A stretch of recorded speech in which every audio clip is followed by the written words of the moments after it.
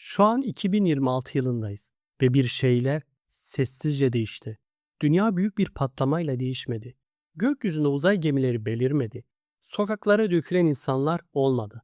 Ama insanlık tarihinin en büyük dönüşümlerinden biri, araştırma odalarının loş ışıklarında, veri merkezlerinin uğultusunda ve teknoloji fuarlarının arka salonlarında gerçekleşti.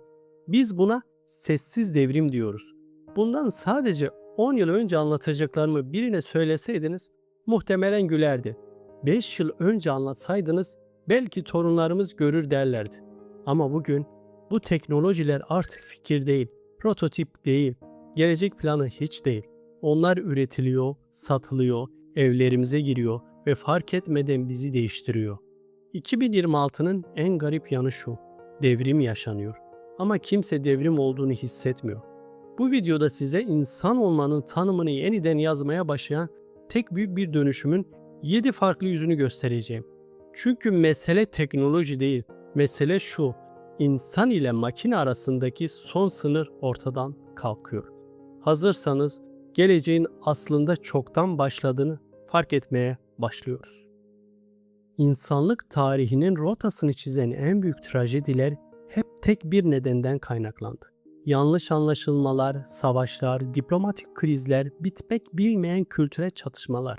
Hepsinin merkezinde dil dediğimiz o hem büyüleyici hem de bazen çok yetersiz kalan araç vardı.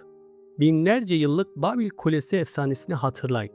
İnsanlar aynı dili konuşmadıkları için birbirlerinden kopmuş, dünyaya dağılmışlardı. 2026'da ise o efsanevi kule yeniden inşa edildi. Ama bu sefer taşla değil, yapay zeka ağlarıyla. 2026'nın başından itibaren hayatımıza giren Samsung Galaxy Buds 4 Pro'nun Live Translate özelliği ve Time Kettle X1 gibi yeni nesil kulaklıklar ve gözlükler bildiğimiz çeviri kavramını tarihe gömdü. Eskiden çeviri bir kelimeyi alıp başka bir kelimeyle değiştirmekti. Ruhsuzluğu mekanikti ve çoğu zaman o duyguyu veremiyordu. Fakat bugün kullandığımız sistemler artık sadece kelimelere bakmıyor. Onlar doğrudan niyeti ve duyguyu analiz ediyor. Kulağınızdaki o küçücük cihaz, karşınızdaki kişinin ses tonundaki o belli belirsiz titremeyi, heyecanlandığında değişen nefes alış ritmini, hatta o anki bakışlarındaki samimiyeti bile ölçüyor. Bir Japon sokak satıcısının yaptığı espri kulağınıza onun kendi sesiyle ama mükemmel bir Türkçeyle geliyor. Üstelik o kültüre has duyguyu da beraberinde taşıyarak. Gecikme süresi mi? Sadece saniyenin 1/5 kadar. Yani beyniniz daha kelimeyi duyup anlamlandırmadan yapay zeka onun sizin için ana dilinize dönüştürmüş oluyor. Peki bu muazzam güç bizi nereye götürüyor? Dünya üzerinde 7.000 dil artık birer engel olmaktan çıktı. Sadece birer kültürel seçeneğe dönüştü. Turizm rehberleri işlerini kaybetti. Ticaret devasa bir hıza ulaştı. Ama burada durup düşünmemiz gereken bir şey var. Dil bir insanın kimliğidir. Bir yabancının aşk cümlesini yapay zeka süzgecinden geçmiş bir Türkçe ile duyduğunuzda o duygunun ne kadarı gerçekten ona aittir. İnsanlık ilk kez evrensel bir köye dönüştü. Ama bu köyde artık yabancı kalmadıysa birini gerçekten tanımaya çalışmanın o gizemli heyecanı nerede? Herkesi her an anladığınız bir dünyada kimseyi gerçekten tanımıyor olabilir misiniz? 2026 bize şunu soruyor: bariyerler kalktığında geriye gerçekten biz mi kalacağız, yoksa sadece mükemmel çevrilmiş veriler mi? Sabah uyandınız, yarı uykulu halde banyoya yürüdünüz. Elinizi yüzünüzü yıkarken aynaya baktınız. 2026'da aynadaki o yansıma sadece sizin yüzünüz değil, o artık sizin biyolojik kimliğiniz. Bithings Bimo ve Neuralogix Enura Mirror gibi F tipi biyometrik sağlık aynaları artık lüks olmaktan çıkıp orta sınıfın yeni standartı haline geldi. Bu cam parçası aslında dünyanın en gelişmiş deney merkezlerinden daha yetenekli. Siz sadece dişinizi fırçalarken ayna şunları yapıyor. Işık sensörleri sayesinde cildinizin altındaki kan dolaşımını izliyor, göz akınızdaki mikrorenk değişimlerinden stres seviyenizi ölçüyor. Karaciğerinizdeki yağlanma oranından kandaki oksijen miktarınıza kadar her şeyi analiz ediyor. Ayna size sadece günaydın demiyor, size bir durum raporu sunuyor. Karaciğer enzimlerinde hafif bir dalgalanma var. Dün geceki o ağır yemek seni zorlamış. Ayrıca sol akciğerindeki hava değişimi %2 azalmış. 3 gün içinde grip belirtileri başlayabilir. Vitamin desteğini şimdiden eczanene sipariş ettim. Bu tıbbın 2000 yıllık modelinin resmen çöküşüdür. Eskiden biz hastaneye giderdik. Şimdi hastane bizim içimizde yaşıyor. 2026'da tıp artık sorun çıkınca müdahale eden bir yapıdan sorunu daha oluşmadan engelleyen bir sisteme dönüştü. Yapay zeka kalp krizlerini 48 saat önceden, ciddi hastalık risklerini ise aylar öncesinden tespit edebiliyor. Ama burada madalyonun karanlık yüzüyle karşılaşıyoruz. Bu devasa sağlık verisi kimin elinde? 2026'da sağlık verileri petrolden bile daha değerli bir hale geldi.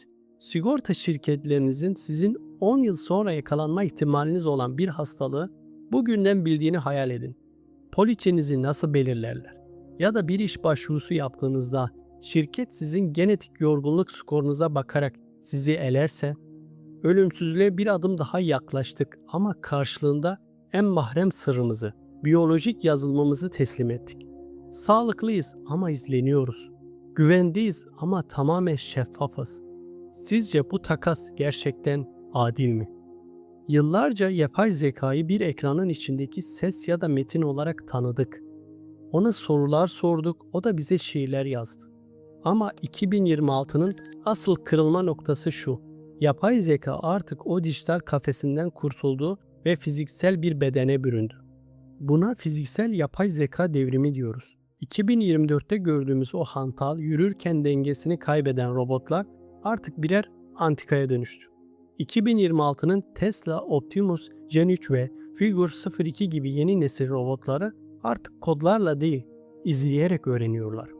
Bu ne demek? Bir robotun bir iş yapması için artık binlerce satır komut yazmanıza gerek yok. Onu sadece bir kez izlemesi yeterli. Bir robot bir annenin çocuğuna nasıl yemek yedirdiğini izliyor. Sadece bir kez ve o andan itibaren o şefkati, o hassasiyeti taklit etmeye başlıyor. Fabrikalar, dev depolar, ev temizliği ve en kritiği yaşlı bakım merkezleri artık bu robotların çalışma alanı. Robotlar yorulmuyor, asla öfkelenmiyor, maaş artışı istemiyor ve dikkatleri hiç dağılmıyor. Ekonomik olarak bu harika bir şey ama psikolojik olarak İnsanlık tarihi boyunca bizim değerimiz yapabildiğimiz işlerle ölçüldü. Ne iş yapıyorsun sorusu aslında sen kimsin demekti. 2026'da fiziksel iş gücü tamamen robotlara devredilirken insanlık devasa bir anlam krizi içine düştü. Eğer bir robot benden daha iyi yemek yapıyorsa, benden daha kusursuz bir ameliyat gerçekleştiriyorsa ve benden daha sabırlıysa benim bu dünyadaki rolüm ne? 2026 kas gücünden yaratıcılığa zorunlu bir göç yılıdır. Ama herkes yaratıcı olabilir mi? Robotlar dünyayı sırtlanırken biz insanlar sadece birer tüketici mi olacağız? Bu sessiz devrim bizi özgürleştirecek mi yoksa bizi amaçsız birer evcil hayvana mı dönüştürecek? Şu an elinizde tuttuğunuz o siyah aynaya, akıllı telefonunuza iyi bakın. Çünkü o artık bir cihaz değil, yakında bir müze parçası olacak.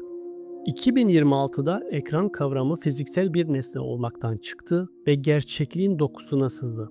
Biz buna görünmez teknoloji diyoruz. Artık internete girmek için bir cihazı açmıyorsunuz. İnternet zaten etrafınızda. Baktığınız her yüzeyde hazır bekliyor. Apple Vision Pro 2 ve Meta Oran gibi şık ve hafif gözlükler fiziksel dünya ile dijital dünyayı tek bir görüntüde birleştiriyor. Mutfağınızdaki mermer tezgah bir dokunuşla yemek tarifleri veren bir ekrana dönüşüyor. Ofisinizin camı dışarıdaki manzarayı kapatmadan dev bir sunum paneli oluyor. Buna uzamsal yaşam deniyor. Sokakta yürürken bir restorana bakıyorsunuz ve kapısının üzerinde havada asılı duran yorumları görüyorsunuz. Bir arkadaşınızla karşılaştığınızda onun o anki ruh halini ya da paylaştığı son düşüncesini başının üzerinde görebiliyorsunuz. Bilgi artık ekranlarda değil, doğrudan gözlerinizin önünde havada asılı duruyor. Ancak bu durum gerçeklik algımızı kökten parçalıyor. Eskiden çevrim dışı olmak diye bir lüksümüz vardı. Telefonu masaya bırakırdık ve dünya ile baş başa kalırdık. 2026'da çevrim dışı olmak neredeyse gözlerinizi dünyaya kapatmakla aynı şey. İnternet artık girilen bir yer değil, içinde nefes alınan bir atmosfer haline geldi. Gerçek dünya ile dijital yansıma arasındaki fark o kadar azaldı ki insanlar şu soruyu sormaya başladı. Eğer gördüğüm her şey bir işlemci tarafından işlenip önüme sunuluyorsa ben gerçekten dünyayı mı görüyorum yoksa bir algoritmanın bana göstermek istediği şeyi mi? 2026 gerçekliğin kişiselleştiği ama ortak gerçekliğin yok olduğu ilk yıl olarak tarihe geçecek. İşler gittikçe daha da garipleşiyor değil mi? Ama en büyük devrim dış dünyada değil, tam olarak sizin içinizde gerçekleşti. 2026 yılı, biyolojinin artık bir yazılım olarak kabul edildiği bir milattır. CRISPR-Cas9 tabanlı yeni nesil gen düzenleme sistemleri ve Moderna'nın programlanabilir mRNA tedavileri sayesinde artık vücudumuzu bir bilgisayar gibi programlayabiliyoruz. Bu kulağa korkutucu gelebilir ama şu an milyonlarca insan bu sayede hayatta kalıyor. Vücudunuzda uyuyan, sadece belirli bir hastalık anında aktifleşmek üzere tasarlanmış özel tedavi hücreleri var. Bu hücreler normalde hiçbir şey yapmıyor. Ama siz özel bir bileşen içeren kahvenizi içtiğinizde o kahve birer başlat tuşu görevi görüyor. O molekül hücrelerinize ulaştığında onları uyandırıyor. Hücreler gidip hasarlı dokuyu onarıyor, virüsü yok ediyor ve görevleri bitince tekrar sessizce uykuya dalıyorlar. Vücut artık sabit bir yapı değil, güncellenebilir, hataları giderilebilir bir sistem. Ama burada etik bir uçurumun kenarındayız. Eğer vücut bir yazılımsa, bu yazılım hacklenebilir mi? Ya da sadece çok zenginlerin erişebildiği biyolojik güncellemeler toplumda yeni bir sınıf ayrımı yaratmaz mı? Bir tarafta 150 yıl yaşayan geliştirilmiş insanlar, diğer tarafta doğanın insafına kalmış doğal insanlar. 2026'da insan olmak artık sadece biyolojik bir piyango değil, bir mühendislik tercihi haline geliyor. Ama bu tasarımı kim yönetiyor? Doğa mı yoksa kar amacı güden teknoloji devleri mi? Ve işte 2026'nın en sarsıcı, en düşündürücü gelişmesi, dijital ikizler. Eskiden yapay zekaya bana bir metin yaz derdik. 2026'da ise OpenAI'ın Operator ajanı veya Google Gemini 2 Ultra gibi sistemlere şunu diyoruz. Gelecek ayki seyahatimi planla, vizemi al, otelimi seç ve bu süreçte iş yerindeki rutin toplantılarıma benim yerime katıl. Yapay zeka artık sadece konuşan bir asistan değil, sizin yerinize karar veren, sizin adınıza hareket eden bir aktör. Bu yardımcılar sizin binlerce saatlik verinizle eğitildi. Nasıl cümle kurduğunuzu, hangi şakalara güldüğünüzü, risk alırken ne kadar düşündüğünüzü sizden bile daha iyi biliyorlar. Bugün pek çok şirket yöneticisi toplantılara kendi dijital ikizlerini gönderiyor. Bu yapay modeller o toplantıda yöneticiymiş gibi fikir beyan ediyor, tartışmalara katılıyor ve kararlar alıyor. Toplantı bittiğinde size kısa bir özet geçiyor. Senin adına bütçeyi onayladım çünkü geçen haftaki stratejinle %98 oranında uyuyordu. Burada ürpertici olan soru şu: eğer dijital ikiziniz işlerinizi sizden daha verimli yönetiyor, sosyal ilişkilerinizi sizden daha kusursuz yürütüyorsa gerçek siz ne kadar gereklisiniz? Bir gün kopyanız uyanıp aslında sen sadece bir ayak bağısın, ben bu hayatı senden daha iyi yaşıyorum derse ne olacak? 2026 insan ruhunun ve benzersizliğin tarihte ilk kez sorgulandığı yıldı. Tüm bu büyüleyici manzarayı, bu kusursuz dijital dünyayı besleyen devasa, aç ve görünmez bir canavar var: enerji. 2026'da dünya daha önce hiç görmediği bir enerji kriziyle yüzleşti. Ama bu sefer sorun evleri ısıtmak değildi. Yapay zekayı düşündürmekti. Yapay zekanın her bir kompleks sorgusu, her bir genetik analizi inanılmaz bir elektrik tüketimi demek. Bu yüzden Microsoft ve Constellation Energy'nin Three Mile Island'ı yeniden canlandırma projesi veya TerraPower'un nükleer yatırımları gibi hamlelerle teknoloji devleri artık sadece yazılım şirketi değil, dünyanın en büyük enerji imparatorluklarına dönüştü. Veri merkezlerinin yanına kurulan küçük nükleer santraller 2026'nın yeni normali oldu. Artık bir ülkenin gücü sahip olduğu altın rezerviyle değil, yapay zekasını besleyebileceği enerji kapasitesiyle ölçülüyor. Gelecekteki savaşlar petrol için değil, hesaplama gücü için yapılacak. Bu sessiz devrim aslında dünyanın kısıtlı kaynaklarını dijital bir zeka uğruna tükettiğimiz devasa bir kumar. Ve biz bu kumarın hem oyuncusu hem de piyonuyuz. Şimdi tüm bu parçaları zihninizde birleştirin. Dil bariyerlerinin kalktığı, evlerin birer hastaneye dönüştüğü, robotların fiziksel dünyayı devraldığı, ekranların havaya karıştığı ve dijital ikizlerimizin bizim yerimize yaşadığı bir dünya. Bunlar birbirinden bağımsız teknolojiler değil.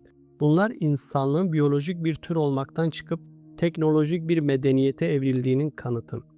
Bir sabah uyanacağız ve eski dünyanın ne zaman bittiğini hatırlamayacağız bile. Kağıda kalemle yazı yazmanın, birine sadece yabancı olduğu için bakmanın ya da hastalanıp nedenini bilmemenin nasıl bir his olduğunu tamamen unutacağız. 2026 bize şu soruyu miras bırakıyor. Bu teknolojiler bizi daha mı özgür kılacak yoksa bizi kendi yarattığımız devasa ve kusursuz bir sistemin sessiz kölelerine mi dönüştürecek? Gelecek sandığınızdan çok daha hızlı geliyor ve emin olun sandığınızdan çok daha sessiz. Peki siz bu yeni dünyada insan kalmaya gerçekten hazır mısınız? Yoksa çoktan güncellenmeye başladınız mı?